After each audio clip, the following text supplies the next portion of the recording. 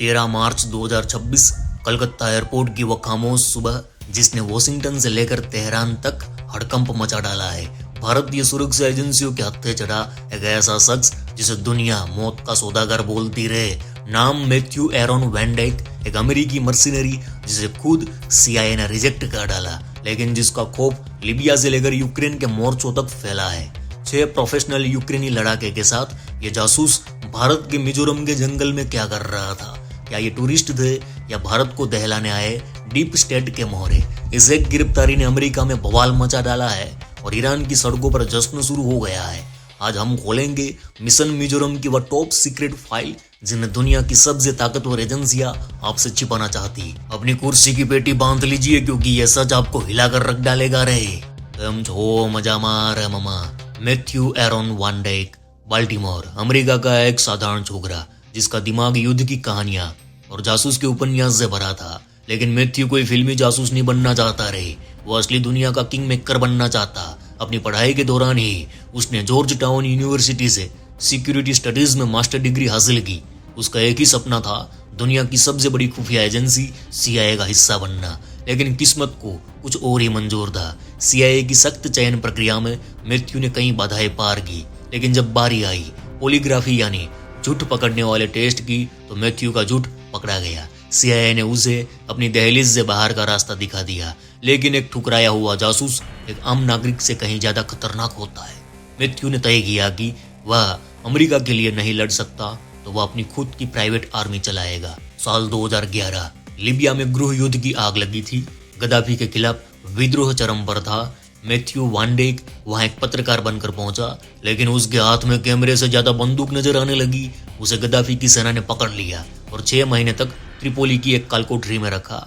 दुनिया को लगा मैथ्यू लुढ़क गया, लेकिन वह जेल तोड़कर भागा और विद्रोहियों के साथ मिलकर गद्दाफी के पतन का हिस्सा बना। यहीं से जन्म हुआ एक मर्सिनरी का, जिसे युद्ध के मैदान में पैसा और शोहरत दोनों दिखने लगा। मैथ्यू ने अपनी कंपनी बनाई SOLI, sons of liberty international. दावा था कि वह दुनिया भर में आतंकवाद के खिलाफ लड़ने वाले समूहों को मुफ्त में ट्रेनिंग देगा। लेकिन सवाल यह था कि इस करोड़ों के खेल के लिए पैसा कहां से आ रहा था? सीरिया के खंडरों से लेकर इराक के रेगिस्तान तक मैथ्यू हर उस जगह मौजूद था जहां अमेरिका का सीधा हस्तक्षेप मुश्किल था। उसने इराक में ईसाई मिलिशिया को तैयार किया जो ईरान समर्थित ताकतों के लिए सिरदर्द बन गए। 2022 में जब रूस ने यूक्रेन पर हमला किया तो मैथ्यू फिर से मोर्चे पर था। वहां उसने यूक्रेनी बलों को ड्रोन वॉरफेयर की ऐसी ट्रेनिंग दी जिसने रूसी टैंकों के पर कच्चे उड़ा डाले। लेकिन यूक्रेन में लड़ते लड़ते मैथ्यू की नजर अचानक भारत की ओर मुड़ गई। आखिर क्यों? क्या यूक्रेन युद्ध का कोई सीक्रेट मिशन भारत के रास्ते म्यांमार तक फैला था? 2026 की शुरुआत में जब मैथ्यू ने भारत का वीजा लिया तो उसे लगा कि वह यहाँ की सिस्टम को चकमा दे देगा, लेकिन वह भूल गया कि भारतीय सुरक्षा एजेंसियां उसकी हर हरकत पर पिछले 15 साल से नजर रखी हुई थी। लीबिया में जेल काटने वाला, सीरिया में गोलियां बरसाने वाला और यूक्रेन में ड्रोन उड़ाने वाला ये सैनिक अब भारत की एक ऐसी संवेदनशील नब्ज को छूने की कोशिश कर रहा था जो सीधे चिकन नेक कॉरिडोर की सुरक्षा से जुड़ी थी। मैथ्यू वैन डाइक का अतीत गवाह है कि वह वहां भी गया जहां लाशें और तबाही बिछी। तो क्या भारत में भी उसका वही मकसद था? अरे चच्ची जान, मैथ्यू वैन डाइक कोई साधारण अपराधी नहीं था जो गलती से भारत की सीमा में घुस गया।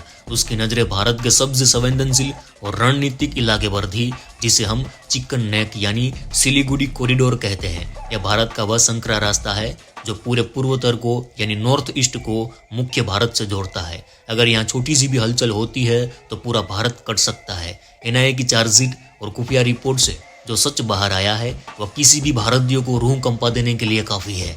मैथ्यू वैन डाइक अकेला नहीं था, उसके साथ 6 यूक्रेनी नागरिक जो कोई आम सैलानी बनकर नहीं आए थे।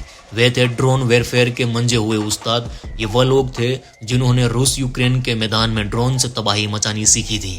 अब सवाल ये उठता है कि ये 7 विदेशी लोग दिल्ली या मुंबई के ताज होटल में नहीं बल्कि मिजोरम के घने और दुर्गम जंगल में क्या कर रहे थे? जांच में खुलासा हुआ कि वैन डाइक और उसकी टीम म्यांमार सीमा के पास सक्रिय विद्रोही समूह को FPV यानी फर्स्ट पर्सन व्यू ड्रोन और कामेकिस ड्रोन यानी आत्मघाती ड्रोन चलाने की ट्रेनिंग दे रहे थे।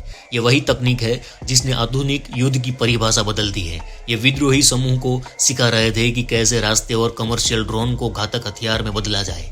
कैसे सुरक्षा बलों के रडार को जाम किया जाए और कैसे आसमान से मौत बरसाई जाए। लेकिन ममा साजिश इससे गहरी थी। मिजोरम और म्यांमार की सीमा जो एफएमआर यानी फ्री मूवमेंट रिज्म के तहत आती है, जिसका फायदा उठाकर ये लोग अवैध रूप से सीमा पार कर रहे थे। सुरक्षा एजेंसियों को शक है कि वैन डेक का असली मकसद म्यांमार के गृह युद्ध की आग को भारत की सीमा के भीतर फैलाना था, या वह यहाँ किसी तीसरी ताकत के इशारे पर प्रॉक्सी वॉर की नींव रख रहा था। भारत की आईबी यानी इंटेलिजेंस ब्यूरो और एनआईए ने जब इसके कॉल रिकॉर्ड और इनक्रिप्टेड एप्स खंगाले तो उनके होश उड़ गए। इसके पास से आधुनिक सर्विलांस उपकरण, सैटेलाइट फोन और ऐसे नक्शे मिले जिसमें भारतीय सेना की चौकियों को चिन्हित किया गया था। ये टूरिस्ट वीजा पर आए थे, लेकिन इनका बैग हथियार के पुर्जे और कोडिंग सॉफ्टवेयर से भरा हुआ था। सोचिए अगर ये पकड़े न जाते तो क्या होता। क्या मिजोरम की पहाड़ियों से भारतीय सेना पर ड्रोन हमले होने वाले थे? या पूर्वोत्तर भारत को एक और यूक्रेन बनाने की तैयारी थी? मैथ्यू वैन डेक ने सोचा था कि घने जंगल में उसे कोई देख नहीं पाएगा, लेकिन वह भूल गया कि भारतीय कमांडो की नजरें चित्ते से भी तेज है। अब इस मिशन मिजोरम का पर्दाफाश हो चुका है और इसकी गूंज अब 7 समंदर पार वॉशिंगटन तक पहुंचने वाली है। जैसे ही 13 मार्च की सुबह कलकत्ता एयरपोर्ट से मैथ्यू वैन डेक की गिरफ्तारी की खबर आई, दुनिया के 2 सबसे बड़े दुश्मन मुल्कों में एक साथ हलचल मच गई।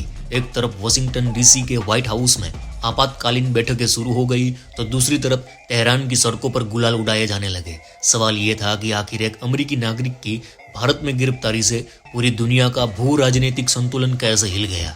इसका जवाब छिपा है मैथ्यू वैन डेक के उस खूनी इतिहास में जो ईरान की नाक में दम करने के लिए जाना जाता था। मैथ्यू ने अपनी कंपनी SOLI के जरिए इराक और सीरिया के उन इलाकों में काम किया था जहां ईरान समर्थित सिया मिलिशिया और IRGC का दबदबा था। मैथ्यू ने वहां ईसाई सेना और स्थानीय विद्रोहियों को ऐसी घातक ट्रेनिंग दी जिसने ईरान के प्रॉक्सी वॉर के मंसूबे पर पानी फेर दिया था। ईरान के लिए मैथ्यू वैन डेक कोई एक्टिविस्ट नहीं बल्कि एक अमेरिकी एजेंट था जिसे वे सालों से अपनी हिट लिस्ट में रखे हुए थे। तेहरान के सरकारी मीडिया ने इस गिरफ्तारी को ईरान की नैतिक जीत और भारत की संप्रभुता का सम्मान बताया। उनके लिए वैन डेक का पकड़ा जाना इस बात का सबूत था कि अमेरिका दुनिया भर में अस्थिरता फैलाने के लिए निजी सेना का इस्तेमाल कर रहा है। लेकिन असली बवाल तो अमेरिका में मचा था। अमेरिकी विदेश विभाग के सामने अब एक बड़ी चुनौती थी। अगर वे वैन डेक को बचाने के लिए भारत पर दबाव डालते तो दुनिया के सामने ये संदेश जाएगा कि मैथ्यू वैन डेक वाकई एक एजेंट है, और अगर वे उसे अकेला छोड़ देते तो उनके डीप स्टेट ऑपरेशन की विश्वसनीयता खत्म हो जाएगी। लेकिन इस पूरी कहानी में सबसे बड़ा ट्विस्ट था 6 यूक्रेनी नागरिक का कनेक्शन। यूक्रेन युद्ध में ईरान ने रूस को अपने घातक शाहिद ड्रोन दिए थे जिन्होंने यूक्रेन की राजधानी कीव को दहला दिया था। मैथ्यू के साथ पकड़े गए ये 6 यूक्रेनी नागरिक असल में ड्रोन जैमिंग और एंटी ईरानी तकनीक के एक्सपर्ट थे। क्या ये लोग भारत के रास्ते म्यांमार और फिर वहां से ईरान के हितों पर चोट पहुंचाने का कोई ग्लोबल मिशन चला रहे थे? क्या म्यांमार के विद्रोहियों को दी जा रही ड्रोन ट्रेनिंग असल में ईरानी तकनीक को काउंटर करने का एक गुप्त प्रैक्टिस ग्राउंड था? भारत की एनआईए और खुफिया एजेंसियां अब इस त्रिकोणीय संघर्ष के बीच खड़ी है। अमेरिका के दबाव और ईरान की उम्मीद के बीच भारत ने साफ कर दिया कि उनकी राष्ट्रीय सुरक्षा से समझौता नहीं किया जाएगा।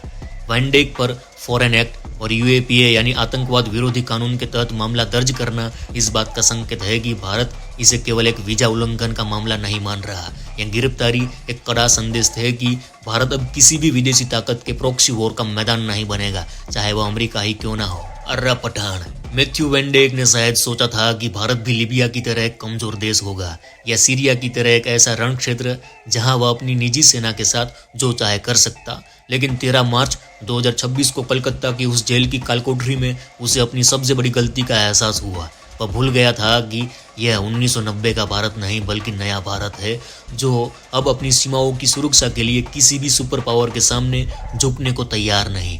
एनआईए की इस स्ट्राइक ने वॉशिंगटन को एक कड़ा संदेश दिया। भारत ने साफ कर दिया कि चाहे कोई भी अमेरिकी हीरो हो या यूक्रेन का वॉर वेटनर, अगर भारत की संप्रभुता और चिकन नेक पर सुरक्षा की बात आई तो हमारे कानून के हाथ लंबे हैं, गुर्दे फाड़ डालेंगे। मैथ्यू वैन डेक और उसके 6 यूक्रेनी साथियों की गिरफ्तारी केवल एक कानूनी कार्रवाई नहीं बल्कि यहाँ भारत की जीरो टॉलरेंस की नीति का वैश्विक प्रदर्शन था। आज जब अमेरिका और ईरान के बीच युद्ध की लपटें पूरी दुनिया को डरा रही है, तब भारत ने अपनी तटस्थता और ताकत को एक साथ साबित कर दिया। ईरान में जहां इस गिरफ्तारी पर जश्न मनाया जा रहा है क्योंकि उनका एक बड़ा दुश्मन सलाखों के पीछे है, वहीं अमेरिका के लिए एक बड़ी कूटनीतिक हार है। क्या मैथ्यू वाइनडेक को कभी रिहा किया जाएगा या वह भारत की जेल की चक्की पीसते हुए अपने डीप स्टेट के आकाओं का इंतजार करेगा? यह तो वक्त ही बताएगा कि क्या होगा। तो आज के लिए बस इतना ही। चलो इस गुज्जू भाई का राम राम, मिलते हैं फिर।